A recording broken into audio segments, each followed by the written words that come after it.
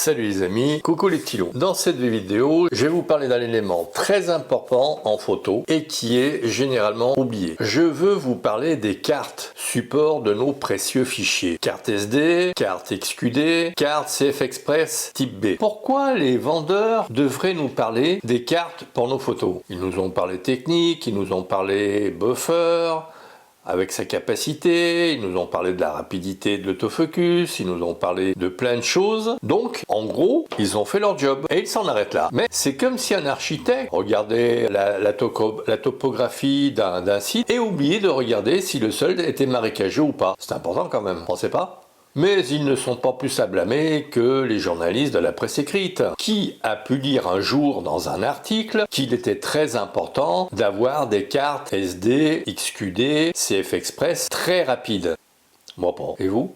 Alors certes, on a entendu parler des cartes XQD et CF Express lors de la sortie des boîtiers qui utilisaient ce genre de slot. Mais si les fabricants étaient restés à la carte UHS 2, par exemple, on n'en aurait jamais entendu parler.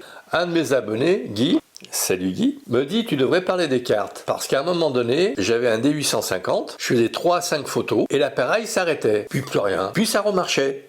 Puis de nouveau, plus rien. Une petite rafale de 3 à 5 photos et de nouveau plus rien. J'en ai parlé à mon conseiller technique, le vendeur. Il a regardé un peu à droite à gauche et il s'est aperçu là que la carte SD était une carte UHS 1. Or, pour mon D850 qui était un peu véloce, il fallait des cartes plus rapides avec 2 rangées de slots. Mais c'est vrai que ces cartes sont 2 fois plus chères que les cartes UHS 1. Mais elles sont beaucoup plus rapides.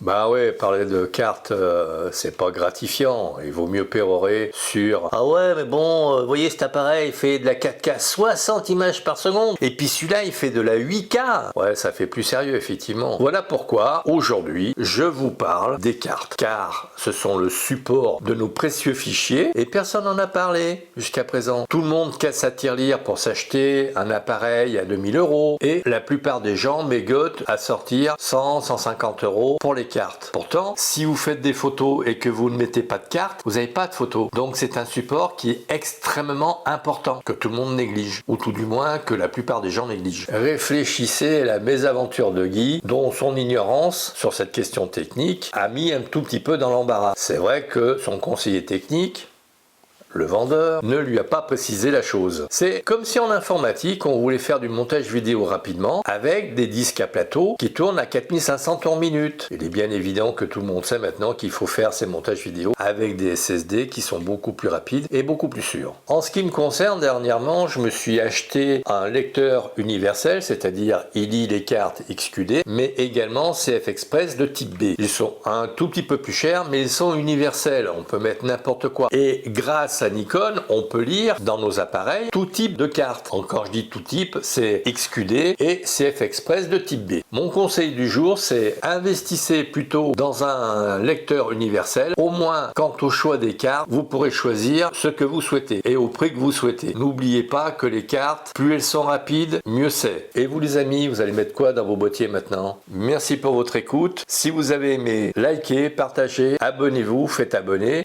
À très vite dans une prochaine vidéo. Merci pour votre écoute.